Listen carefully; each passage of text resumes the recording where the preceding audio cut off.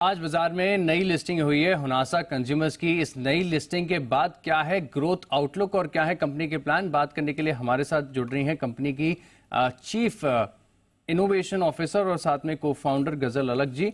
गजल जी नमस्कार, शो में स्वागत है आपका। पहला सवाल मेरा ये होगा कि जिस प्रकार से अगर आप देखें तो ग्रोथ देखने को मिल रही है, मेजॉरिटी ग्रोथ में देख भी रहा था कि मामाअर्थ जो ब्रांड है वहां से आती है, बाकी के कौन से ऐसे ब्रांड्स हैं जो फॉलो अप करेंगे और प्रॉफिटेबिलिटी को लेकर क्या है, क्या जो बाकी के 6 ब्रांड्स हैं सबके सब प्रॉफिटेबल है? जी नमस्कार। आपने बिल्कुल सही कहा। हमारी कंपनी जो है हुनासा कंज्यूमर 7 साल पुरानी कंपनी है। पहला ब्रांड जिसके साथ हमने कंपनी शुरू करी थी वो मामाअर्थ है, जो कि फास्टेस्ट 2000 करोड़ ब्रांड भी है। बाकी जो ब्रांड्स हैं एक्चुअली काफ़ी नए हैं। मामाअर्थ जब हम बिल्ड कर रहे थे तो हमने कुछ ऐसी प्लेबुक्स बनाई थी जो हमें लगा कि और बहुत सारी अपॉर्चुनिटीज़ पे अप्लाई की जा सकती हैं। जो हमारा दूसरा ब्रांड है डर्माको, वो सिर्फ 3 साल पुराना है, 300 करोड़ ARR पे है ऑलरेडी। हमारा तीसरा ब्रांड जो है एक्वालॉजिका है, जो कि अभी कुछ 20 महीने पुराना है, ऑलरेडी 150 करोड़ ARR पे है। और बाकी ब्रांड्स तो उनसे भी काफ़ी ज़्यादा नए हैं। तो ये जर्नी जो है नए ब्रांड्स के लिए तो अभी just I would say start ही हुई है। जबकि मामाअर्थ जो है अब एक ऐसे अवेयरनेस स्टेज पे पहुंच गए हैं जहाँ बहुत सारे लोग उस ब्रांड को जानते हैं, उनको पता है कि वो क्या प्रोडक्ट्स बनाता है, किस चीज़ के लिए स्टैंड करता है, और उसमें हम काफ़ी एफिशिएंसीज देख रहे हैं। गोइंग फॉरवर्ड डर्माको जो कि अब 300 करोड़ ARR पे है, वो सेम एफिशिएंसीज देखना शुरू कर रहा है जो मामाअर्थ ने देखी थी। एंड फ्यूचर में भी हर एक ब्रांड की अपनी एक नई जर्नी होगी। जैसे ही वो 300 करोड़ ARR तक पहुंचते हैं, हम जो है काफ़ी स्पीड से ग्रोथ और एफिशिएंसीज दोनों देखना शुरू कर देते हैं। राइट, एफिशिएंसीज यहाँ पर देखने को मिलेगी। ब्रांड्स ने, लेकिन ग्रोथ अगर आप देखें तो काफी तगड़ी है। अच्छा, मैं ये भी चीज देख रहा था कि ऑनलाइन जो आपकी प्रेजेंस है काफी अच्छी है और अधिकतर जो रेवेन्यू का कंट्रीब्यूशन है ऑनलाइन के माध्यम से आता है, करीब 65% के आसपास। लेकिन क्योंकि आपने ऑफलाइन जो एक्सपांशन है वो भी किया है, टुवर्ड्स अगले 2 से 3 साल में क्या लग रहा है कि ये मिक्स में थोड़ा सा बदलाव आ गया? जो ऑफलाइन प्रेजेंस है यहाँ से रेवेन्यू कंट्रीब्यूशन के क्या टारगेट्स हैं? जी देखिए, हमारी कंपनी एक डिजिटल फर्स्ट ब्रांड है। हम जो भी एक नया ब्रांड लेके आते हैं सबसे पहले डिजिटली उसको बनाते हैं, उसके बाद ऑफलाइन में लेके जाते हैं। तो मामाअर्थ जैसा ब्रांड जो है इस स्केल पे जाके अब पिछले 2 साल से उसने ऑफलाइन चैनल एक्सप्लोर करना शुरू किया है। रियलिटी ऑफ मार्केट ये है कि अभी भी 85% परचेजेस जो है ऑफलाइन में ही होती हैं। और हमारा कंपनी का मानना है कि जहां कंज्यूमर हमें देखना चाहता है, हमारा ये फर्ज बनता है कि हम उनको अपने प्रोडक्ट्स और अपने ब्रांड्स उसी चैनल में प्रोवाइड करें।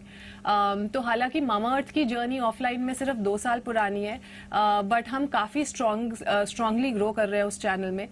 एंड जो बाकी नए ब्रांड्स हैं वो लार्जली अभी ऑनलाइन ही है, इसलिए ऑनलाइन का कंट्रीब्यूशन भी आपको वैसे ही दिखता है।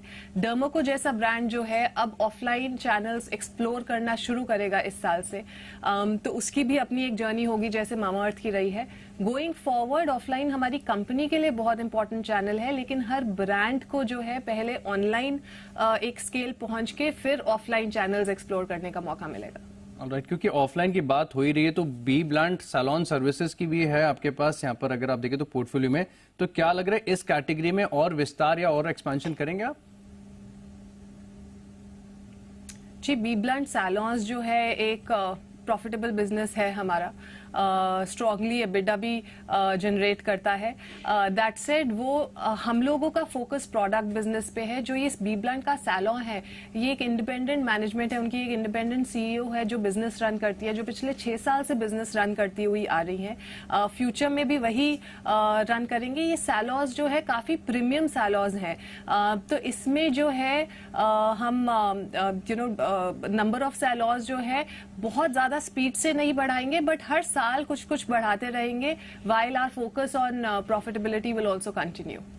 राइट, तो ये जो एक्सपेंशन प्लान्स हैं आपके, जिसमें आपने बताया कि आपने ग्रोथ पेस की भी बारे में बात की है, तो इसके लिए जो कैपिटल रिक्वायरमेंट होगी, किसके लिए कोई फोरकास्ट किया है कंपनी ने? जी, कंपनी बस यही कहूंगी कि कंपनी अपना भी प्रॉफिट कमाती है। बिजनेस मॉडल के लिए हम फोरकास्ट करते हैं। हमारी ग्रोथ हमारी बॉटम लाइन और टॉप लाइन कैसे ग्रो करेगी उसके लिए हम फोरकास्ट करते हैं। वो प्लान्स इन प्लेस हैं। जो एफिशिएंसीज हैं वो आती रहेंगी, जो प्रॉफिटेबिलिटी है वो बेटर होती रहेगी। बस यही प्लान है और इसी को जो है हमने गोइंग फॉरवर्ड एग्जीक्यूट करना है। अच्छा, ग्रोथ काफी अच्छी देखने को मिली और आप कम समय में टॉप लाइन ग्रोथ तो आपकी काबिले तारीफ है, लेकिन जो 25 करोड़ आपका आंकड़ा मुनाफे का देखने को मिला है Q1 के नंबर्स में, इसमें 13 करोड़ जो है अदर इनकम का भी कंट्रीब्यूशन है। तो ये अदर इनकम क्या है, दरअसल आप दर्शकों को समझा पाएंगे? जी देखिए, हमने अभी तक जितना फंड रेज किया है, हमारा बिजनेस का मॉडल ऐसा है कि बिजनेस सेल्फ सफिशिएंट है। बहुत ज्यादा एक्सटर्नल कैपिटल डालने का जरूरत नहीं पड़ता है। तो अब फॉर एग्जांपल हमने जितना भी फंड रेज किया था, जो कि कुछ 650 करोड़ था इससे पहले, उसमें से लगभग 400 करोड़ हमारे पास बैंक में पड़ा हुआ था। तो वो उस पे भी ऐड होता है, बिकॉज हम लोग मतलब आप पैसे को कैसे डिप्लॉय करते हैं, उनको कहाँ पे लगाते हैं ताकि आपको उस पे भी रिटर्न मिले, वो उसका एमैलगेशन है। दैट सेड, जो प्रॉफिटेबिलिटी आप देख रहे हैं वो गोइंग फॉरवर्ड भी आप वैसे ही देखते रहेंगे। एक आखिरी सवाल मेरी तरफ से होगा, क्योंकि आपकी अभी फिलहाल डिपेंडेंस देखें तो थर्ड पार्टी मैन्युफैक्चरिंग में काफी ज्यादा है। क्या इसके प्लान में कोई शिफ्ट करने का है कि खुद की मैन्युफैक्चरिंग आप शुरू करेंगे आगे? देखिए, जब हमने कंपनी शुरू की थी तब हमने पार्टनर्स बनाए थे, ये थर्ड पार्टी मैन्युफैक्चरर्स जिन्हें आप कहते हैं। ये बहुत स्ट्रॉन्ग पार्टनर्स हैं हमारी इंटरनल R&D है, हमारे फॉर्मुलेशंस हमारे होते हैं, बट जो फैसिलिटी है जो वो फॉर्मुलेशंस को बनाए, वहां पे हम लोगों के साथ जो बेस्ट इन द इंडस्ट्री लोग होते हैं उस पर्टिकुलर प्रोडक्ट के लिए, उस पर्टिकुलर कैटेगरी के लिए, हम उनके साथ पार्टनर करते हैं। अगर आप मेरे व्यू से देखेंगे तो ये एक्चुअली हमारी स्ट्रेंथ है, हमारी वीकनेस नहीं है।